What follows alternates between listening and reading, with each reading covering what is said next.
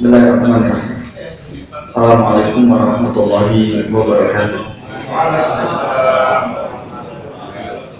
Alhamdulillah alladzi bi ni'matihi tatimmus shalihah. Asyhadu an la ilaha illallah wahdahu la syarika lah. Wa asyhadu anna Muhammadan abduhu wa rasuluhu la nabiyya ba'dahu. Allahumma shalli wa sallim ala nabiyyina wa rasulina Muhammad sallallahu alaihi wasallam wa ala alihi wa ashabihi wa man tabi'ahum bi ihsan ila yaumiddin. Qala Allah azza wa jalla fi kitabihil karim. A'udzu billahi minasyaitonir rajim. Bismillahirrahmanirrahim. Innahum kanu yusari'una fil khairati wa yad'unana raghaban wa rahaban wa kanu lana khashi'in. Surat Al-Anbiya ayat yang ke-90. Amma ba'd. Jamaah rahimakumullah, tidak lupa pada malam kali ini kita panjatkan syukur kita kepada Allah Subhanahu wa taala yang telah menggerakkan hati kita, meringankan langkah kaki kita, dan juga memberikan kemudahan pada kita untuk bisa berada di tempat ini. Kita menjauhkan diri dari pemahaman bahwa keberadaan kita di tempat ini ya sudah menjadi kebiasaan setiap pekannya. Tidak, semua terjadi karena izin Allah Subhanahu wa taala. Ada usaha dari kita dan juga ada izin daripada Allah. Sebesar apapun usaha kita, kalau Allah tidak mengizinkan, tidak akan terjadi. Tetapi apa yang Allah izinkan untuk terjadi, seberapapun besar usaha manusia untuk menolaknya, pasti akan tetap terjadi. Sebagaimana kita berkumpul pada tempat yang berkah ini. Kedua kalinya selawat salam semoga tetap tercurahkan kepada baginda Rasulullah Sallallahu Alaihi Wasallam, kepada para sahabat, tabi'in, dan orang-orang yang senantiasa memperjuangkan sunnah beliau. Jamaah rahimakumullah, takut dan harapan, jalan tengah yang menyelamatkan, adalah topik yang akan kita kaji pada malam kali ini. Ini adalah sub pembahasan dari bab yang kelima, motivasi ataupun dorongan dalam beribadah kepada Allah. Kemarin sudah kita sampaikan terkait dengan dua hal yang memotivasi kita untuk beribadah dan taat kepada Allah. Masih ingat apa itu dua hal? Al-khawf dan raja. Takut dan harapan. Memunculkan rasa takut dan juga harapan. Apa jadinya ketika dalam diri kita tidak ada khawf? Apa jadinya dalam diri kita ketika tidak ada raja? Bagaimana ketika salah satu itu lebih dominan dalam diri kita? Kita lebih takut daripada berharap, atau kita ingin lebih berharap daripada rasa takutnya? Itulah nanti akan kita kaji pada malam kali ini.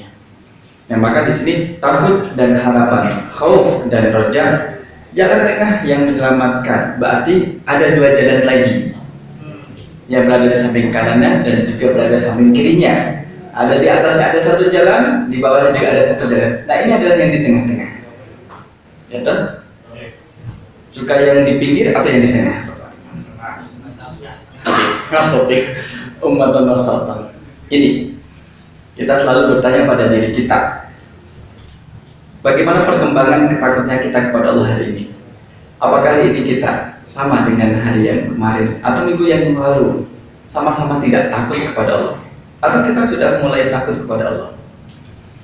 Kalau penguasa tidak memiliki rasa takut kepada Allah, itu ada berapa perilakunya. Pemimpin tidak memiliki rasa takut kepada Allah, sama perilakunya tidak terkontrol. Kita, contoh kecilnya, selaku kepala rumah tangga, kalau tidak memiliki rasa takut kepada Allah, yang penting dapat nafkah. Masalah halal ataupun haram itu nanti. Mau cari yang haram aja sulit kok, apalagi cari yang halal. Itu yang jadi alibi, jadi alasan bagi kita yang tidak boleh kita benarkan. Kalau kita tidak takut, kalau kita tidak menanamkan ketakutan kepada Allah pada putra putri kita, apa akan yang terjadi? Sedangkan kita tidak selalu 24 jam menemani mereka atau mengawasi mereka. Bagaimana dengan putra putri kita yang belajar di luar kota, di luar negeri, yang tentunya kita tidak bisa mengontrol secara langsung. Kita biasa cukup bagaimana kabarnya? Baik. Bagaimana kondisi di sana? Baik. Hanya cukup dengan jawaban yang seperti itu. Alhamdulillah. Bagaimana kuliahnya? Lancar. Ya lancar kuliahnya. Kamu sendiri bagaimana? Kamu sendiri bagaimana? Lancar. Saya mendukung program universitasnya. Jadi seperti ini. Semakin takutkah kita kepada Allah atau tidak? Pada satu kondisi, kadang kita dibenturkan dengan realita. Kadang kita tidak takut kepada Allah. Entah itu 1 menit, entah itu 5 menit, entah itu 1 jam. Kadang manusia dalam kondisi seperti itu dengan alasan Allah kan Maha Pengampun. Nanti kalau misalkan yang pernah jadi guru mengatakan kepada siswa-siswi, anak-anak tidak boleh nyontek ya, karena nyontek itu dosa. Apa bantahnya? Ustaz, Allah itu kan Maha Pengampun. Itu Allah Maha Pengampun. Artinya dia merencanakan sebuah perilaku yang tidak baik dengan harapan. Nah inilah efek kalau nanti harapan itu lebih dominan. Tidak ada rasa takutnya, itu seperti itu nantinya. Ya tak? Apa bukti takutnya kita kepada Allah? Jamaah yang datang di sini, jenengan itu lebih takut kepada Allah atau kepada istri jenengan? Iya tak? Belum istri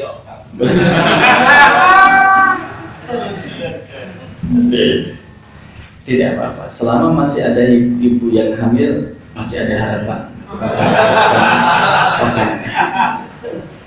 Jadi bagaimana kita membuktikan takutnya kita kepada Allah?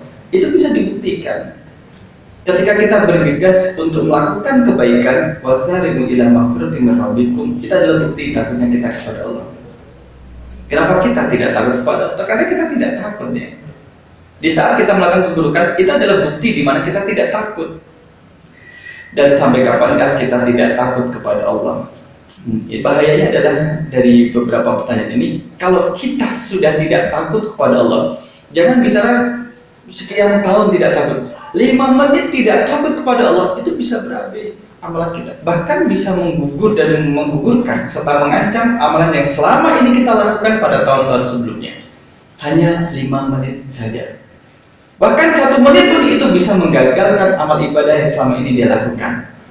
Dan mengucapkan kata-kata yang bisa mengeluarkan dari daerah keislaman, dia itu bisa rusak semua amalannya kalau dia tidak takut kepada Allah Subhanahu wa Ta'ala. Kalau ketika tidak merasa diawasi oleh Allah juga demikian. Kemudian yang berkaitan dengan roja harapan, ini adalah roja. Kenapa kita harus berharap kepada Allah? Harapan kita mengiktimadu, tergantung dan bergantung kepada Allah Subhanahu wa Ta'ala. Dalam urusan apa saja toh kita harus bergantung. Apakah hal-hal yang berkaitan ukhrawi kita bergantung selalu kepada Allah, sedangkan dalam urusan duniawi kita tidak bergantung kepada Allah, tidak berharap kepada Allah.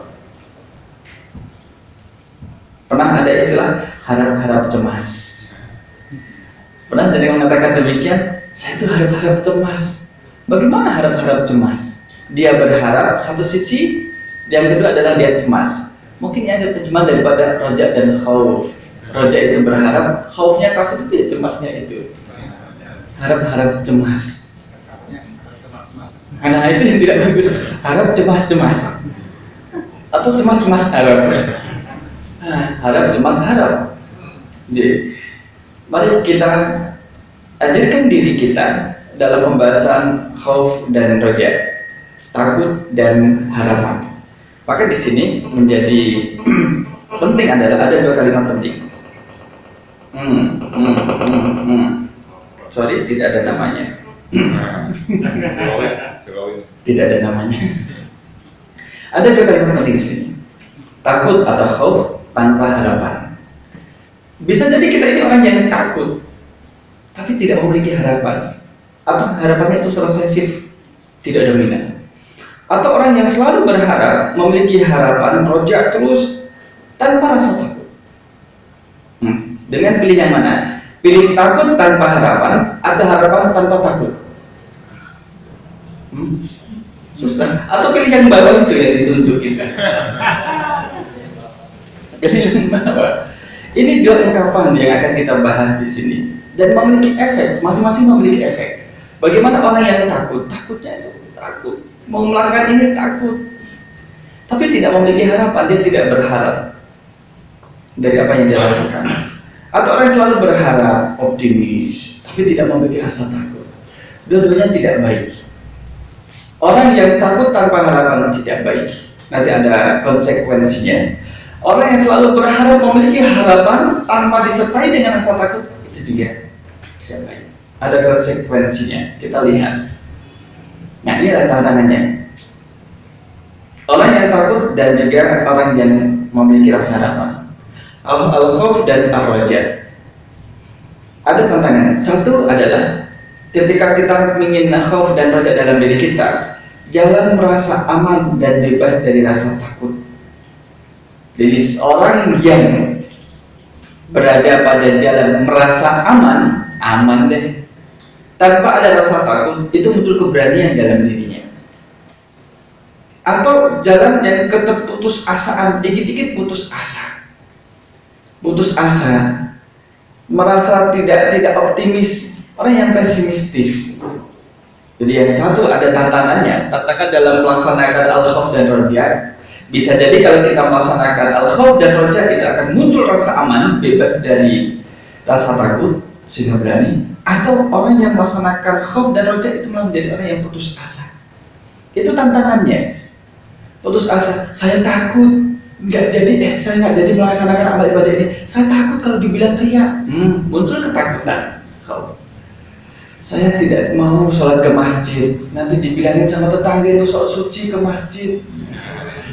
Iya, sholat subuh jam 8 pagi. Dan lain sebagainya. Saking takutnya, jadi putus asa, nggak jadi melaksanakan amal ibadah.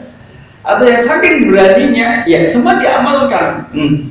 Allah itu kan Maha Pengampun, nanti kita istighfar, nanti kita tobat, ayo kita bermaksiat. Itu kan berani seperti itu. Karena dia merasa bahwa ya Allah Maha Pengampun, Allah Maha Pemurah, Allah itu Maha Penerima Taubat. Jadi kita hari ini melaksanakan maksiat, nanti jangan lama-lama bertobatnya, segera. Jadi kita mengamalkan hadis. Kalau pagi melaksanakan maksiat, jangan nunggu malam untuk bertobat, atau jangan nunggu esok hari, segera untuk bertobat. Terlalu berani yang demikian itu, karena tidak dibarengi dengan rasa-rasa takut tadi. Dia optimistis. Ini tantangannya di situ. Jamaah rahimakumullah. Ini yang harus kita pahami dalam berperilaku. Harus seimbang. Bagaimana nanti menyeimbangkan? Nah, inilah ada usaha untuk menjaga keseimbangan. Tidak berat kepada yang khauf sehingga ringan di roja, tidak berat di roja sehingga ringan di khaufnya. Harus kita jaga keseimbangannya. Maka di sini jangan bersandar pada salah satu. Apakah bersandar pada khauf atau roja? Itu tidak boleh. Mukadimah tadi sudah saya sampaikan. Ketidakseimbangan antara keduanya itu menyebabkan kesesatan jalan. Orang yang hanya masalah duniawi terus ditekuni, bisa jadi itu menjadi petaka bagi dirinya karena melupakan akhiratnya. Terlalu sibuk masalah akhirat, hablum minallahnya ditekankan, diikat kuat dalam dirinya, tapi hablum minannas menjadi terbengkalai. Itu juga bisa menyesatkan. Masalah keluarganya tidak menjadi perhatian. Karena yang penting bagaimana dia bisa beribadah, mendekatkan diri kepada Allah dengan usaha sebaik-baiknya. Asal urusan dengan yang lain, manusia nggak penting, yang penting sama Allah. Itu juga bisa menyesatkan. Atau mengutamakan khauf daripada roja, mengutamakan roja daripada khauf, itu juga tidak seimbang. Mari kita seimbangkan. Akan kita lihat penjelasan ketika berat sebelah, bagaimana konsekuensinya. Lantas bagaimana upaya kita untuk menyeimbangkan. Nanti ada beberapa ayat yang perlu kita kaji. Ini jamaah rahimakumullah. Ketika roja lebih dominan, orang yang selalu memiliki harapan itu lebih dominan. Berharap terus, berharap, tidak memiliki rasa takut. Dia tidak takut dengan azab dan juga ancaman Allah. Allah mengancam bagi orang yang berbuat zina dengan neraka. Enggak apa-apa, Allah Maha Pengampun. Allah mengancam kepada orang yang memakan harta riba. Enggak apa-apa, Allah Maha Penerima Taubat. Nanti kita taubat saja. Karena dia mengetahui, iya Allah Maha Pengampun, Allah Maha Penerima Taubat. kemudian itu tidak dibarengi dengan khaufnya, maka akan kesasar ke jalan rasa aman total. Orang yang terlalu dominan rasa harapannya, itu dia aman Pak, aman, nggak ada rasa takut kok dia. Dia tidak merasa takut, mau kemana, mau maksiat apa saja aman. Nanti istighfar, nanti bertobat, itu deh senjatanya di situ senjatanya. Nah ini salah juga kalau tadi salah menggunakan contoh mahasiswa atau pelajar yang mau nyontek dan nanti minta ampunan pada Allah, itu terlalu besar harapannya, rojaknya terlalu besar. Ternyata mereka lebih mengamalkan kitab ini daripada kita, Bapak-bapak. Ya, jangan lah diajari sama gurunya itu akan kesasar kepada jalan rasa aman total. Sudah, siapa yang tidak memiliki rasa takut, dia akan merasa aman. Enggak memiliki rasa takut dia. Yang ada adalah harapan dan juga harapan. Selalu berharap, optimis. Menjadikan pelakunya merasa aman untuk melakukan apa saja. Kadang kalau kita diingatkan, kamu itu punya Tuhan gak sih? Kamu itu punya rasa takut terhadap Tuhanmu tidak sih? Kalau itu tidak ada, ya sulit. Sekalipun di depannya ada huruf H titik, itu nggak berpengaruh. Hari itu ya hidayat misalkan, haji atau sebagainya, itu tidak berpengaruh. Kalau hanya tulisan nama seperti itu dan bebas dari rasa takut sama sekali, semua itu tidak benar. Jadi merasa aman total juga tidak benar. Menjadikan pelaku merasa aman melakukan apa saja juga tidak dibenarkan, dan bebas dari rasa takut sama sekali itu juga tidak dibenarkan. Jadi ini efek kalau terlalu dominan pada rojaknya. Itu boleh nggak kita berharap pada Allah? Boleh dan harus seperti itu. Tapi jangan dominan, jangan mengalahkan yang khaufnya. Ini yang pertama, gambaran untuk yang ketika rojak itu lebih dominan. Kemudian yang kedua, ketika rasa khauf lebih dominan, takutnya minta ampun. Bukan setengah mati, 2/3 mati. Lebih kuat daripada setengah mati. Jadi orang yang takut itu tersesat ke dalam jalan keputusasaan. Nggak jadi dia melakukan amalan karena takut. Mau infak, aduh, ambil di saku kanan atau saku kiri ya. Tadi ibunya naruh di saku yang mana ya? Jadi kotak amalnya di depan dia itu nggak bergerak-gerak, nunggu jawaban WA dari istrinya. Tadi video itu yang dimasukkan ke celana kantong kanan atau kantong kiri. Takut gitu. Mau melaksanakan sedekah takut. Ada bayangan yang dia buat sendiri, ketakutan itu. Mau melaksanakan zakat takut, mau berkorban juga takut. Takut dengan riaknya itu. Takut nanti dibilang munafik, takut dibilang nanti orang yang sok suci, takut nanti dibilang orang yang sok pahlawan. Padahal itu tidak ada orang yang sekitarnya yang mengatakan demikian, tapi itu godaan dari dalam dirinya. Setan menggoda agar dia tidak jadi beramal. Jadi yang terjadi adalah keterputusasaan, nggak jadi deh, nggak jadi. Terlalu takut, saya ini hamba yang penuh dosa, saya itu belum murah dengan dosa, mandi pun mandi dosa, sabunnya sabun dosa. Jadi nggak bisa bergerak, orang demikian itu nggak bisa bergerak. Dia lupa kalau Allah itu mau memberikan harapan. Seberapapun besar dosa yang dilakukan oleh seorang hamba, kalau dia mau bertobat kepada Allah, tobatan nasuha, Allah akan mengampuni.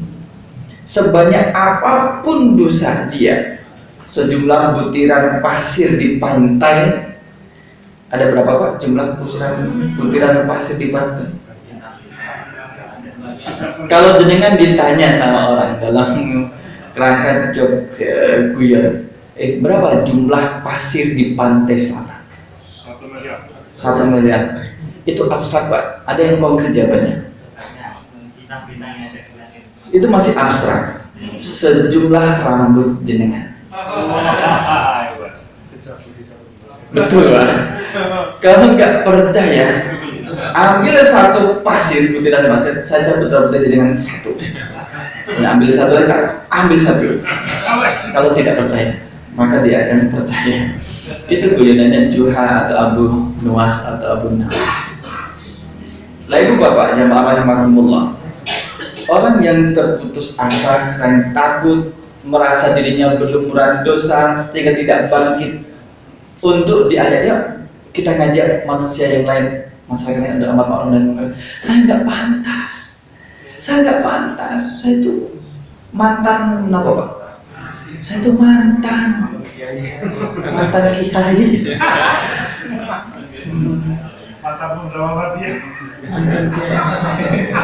Saya itu mantan, tidak bisa jadikan teladan. Itu yang terjadi adalah keterputusasaan. Dia tidak akan bisa bangkit. Dia lupa kalau ada ar-raja di sana, akan kehilangan harapan sama sekali, terlalu takut. Kemudian sedang kita diperintahkan untuk tidak putus asa daripada rahmat Allah. Jangan putus asa. Sekali melamar ditolak, nggak apa-apa. Kalau melamar anaknya nggak boleh, ibunya coba dilamar. Ibunya tidak kejadian. Lamar lagi, berusaha lagi. Itu tiada rotan akar pun jadi. Inilah bahaya kalau khauf. Mari kita lihat penjelasan berikutnya. Allah berfirman dalam surat Yusuf ayat yang 87. Ini terkait dengan larangan untuk berputus asa. A'udzubillahi minasyaitonir rajim. Innahu la yai'asu min rauhillahi illal qaumul kafirun. Tidak boleh kita berputus asa dalam melaksanakan kebaikan. Fa idza azamta fatawakkal 'ala Allah. Kita yang berazam akan melakukan kebaikan itu diperintahkan untuk bertawakal. Usahakan, laksanakan semampu kalian. Mastata'tum. Kalau itu adalah kebaikan. Ketika kita berazam ingin menjauhi kemaksiatan, laksanakanlah. Harus totalitas, tidak boleh semampu dia, tapi harus totalitas dalam menjauhi kemaksiatan. La yai'as min rauhillah. Jangan putus asa.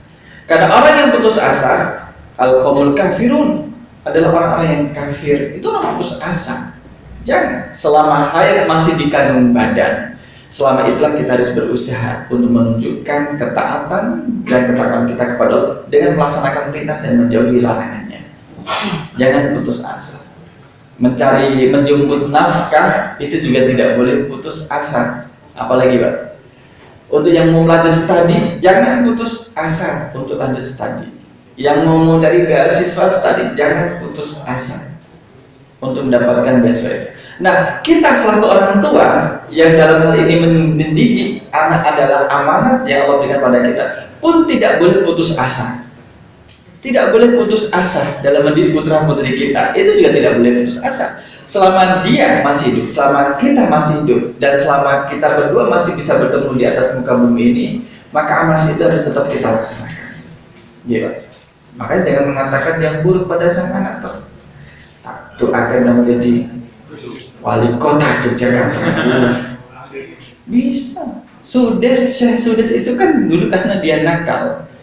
Tak doakan kamu jadi imam Masjidil Haram. Jadi sekarang dengan izin Allah didoakan. Saya dulu pernah ketemu dengan orang tua perjalanan Jogja ke Semarang, mengatakan nenek-nenek itu, tak doakan nak besok kamu bisa kerja di Timur Tengah.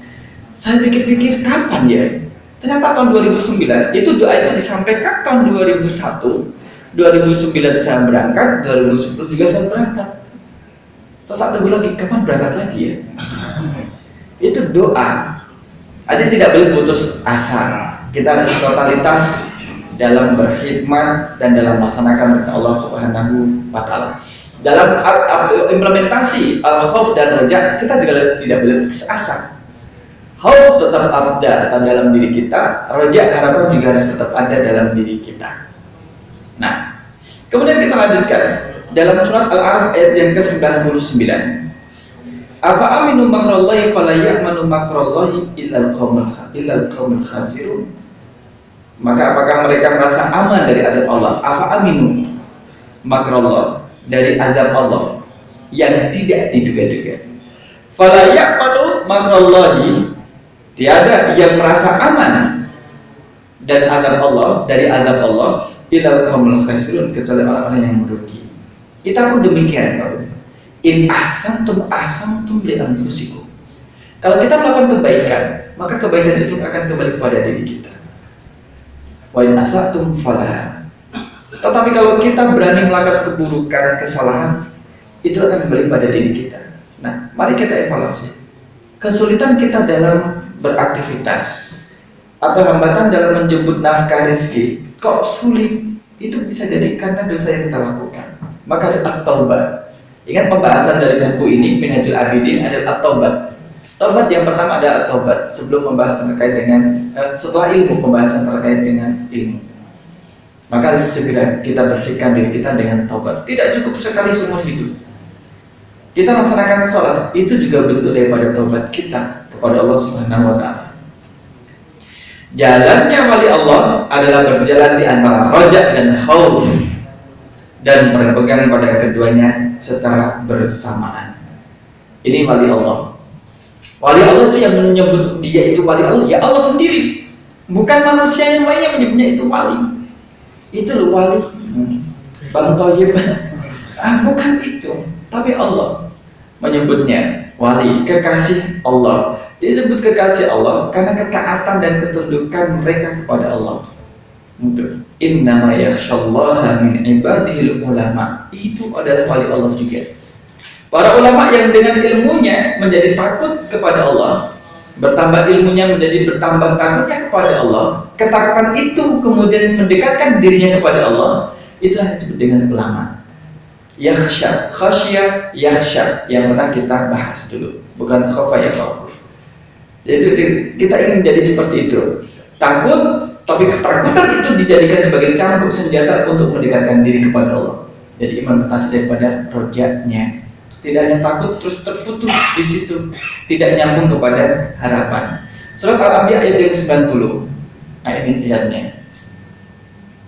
Innahum kanu yusari'una fil khairat wa yad'unana raghaban wa rahaban wa kanu lana khashi'in. Ada dua di sini. Raghaban wa rahaban. Targhib, tarhib. Innahum sesungguhnya mereka, kanu adalah mereka, yusari'una fil khairat, orang yang terus bergegas cepat-cepat dalam melaksanakan kebaikan.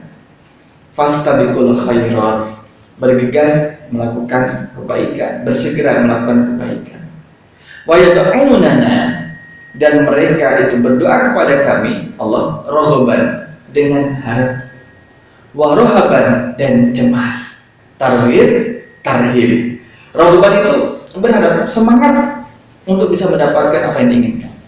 Wa rohaban itu di sana ada cemas karena ada ancaman. Sebagaimana kalau kita sholat, kemudian dikatakan oleh Imam Ghazali khusyuk yang bagian batiniah, itu adalah ketika ada ar-raja dan al-khauf. Raja itu berharap agar Allah menerima salatnya. Khauf, takut dengan ancaman siksanya. Wa kanu lana khashi'in, dan mereka adalah orang-orang yang khusyuk kepada kami. Nanti ada keterangannya. Berharap dikabulkannya doa oleh Allah dan takut kepada azabnya. Jadi ada seimbang dalam kita berdoa kepada Allah, dalam beramal ibadah kepada Allah, itu harus ada dalam diri kita. Akhirnya kita sadar dengan apa yang kita amalkan. Tadi kita sholat isya berjamaah, itu juga ada khauf dan roja. Ada khauf dan rojanya. Kita lanjut. Untuk yang 3 jalur ini, ada 3 jalur yang tadi saya sebutkan. Maka khauf roja itu adalah jalan tengah yang menyelamatkan. Jalan tengah yang menyelamatkan. Ada jalur kanan, jalur kiri. Nah, yang tengah-tengah ini adalah yang menyelamatkan. Maka pembahasannya nanti adalah jalan pertama adalah jalan merasa aman dan bebas dari rasa takut. Ada yang melaksanakan amalan dengan perasaan atau dengan jalur ini. Jadi dia merasa aman. Yang kedua adalah jalan keputusasaan. Putus asa isinya ya putus asa terus menerus itu. Nah, yang ketiga adalah jalan rasa takut dan harapan yang terbenam antara jalan pertama dan kedua. Inilah pembahasan kita. Maka di awal tadi adalah jalan tengah yang menyelamatkan, tidak cenderung kepada terlalu berani dan juga tidak cenderung kepada yang keterputus asaan. Jadi bagaimana kita mensinergikan antara takut dengan harapan di tengah-tengah. Ini yang kita inginkan. Maka nanti ada 3 prinsip, cukup panjang pembahasannya. Tapi dalam pertemuan ini nanti kita ambil prinsip yang pertama, sehingga prinsip kedua dan ketiga insya Allah kita lanjutkan pada pertemuan berikutnya. 3 jalan, mari kita lihat. Wah, jalannya ya jalan tengah ini, Pak. Kenapa jalurnya merah? Kenapa Pak? Ya karena di internet adanya merah. Jalannya orang. Nah yang tengah ini adalah khauf roja. Kalau yang ke kanan ini terlalu berani. Di awal dia sudah menyimpang. Yang ke belok kiri keterputus asaan. Udah putus asa, udah balik arah deh. Udah balik arah. Tapi yang khauf dan roja dia akan berada di tengah. Nah, kita suruh memilih dengan wal asri innal insana lafi khusrin. Batas masa waktu yang kita miliki di dunia ini, kita harus memilih satu di antara 3 jalur yang ada dalam mengarungi kehidupan ini. Oh, bisa jadi hari ini orang itu agak cenderung ke jalur yang pertama, dia agak berani. Kemudian ikut kajian majelis taklim, kemudian dia jadi lurus pada khauf dan roja, kembali ke tengah. Ternyata ketika terlalu dalam pengajiannya dia merasa bahwa dia banyak dosa, terpuruk, dia putus asa, belok kiri. Karena merasa disadarkan dengan muhasabah yang buat nangis-nangis, yang bertahan berapa hari. Kalau muhasabah sampai nangis-nangis tuh, ya 3 hari sampai 7 hari, dan itu balik lagi. Kalau sudah keringnya, ya masih mending masih bisa menangis. Balik lagi. Artinya adalah untuk memupuk khauf dan roja dalam diri kita. Nggak cukup sekali dalam seumur hidup, perlu. Maka materi yang kita sampaikan, sekiranya kita sudah mendapatkan materi ini menjadi pengingat kita juga untuk kembali kepada khauf dan roja.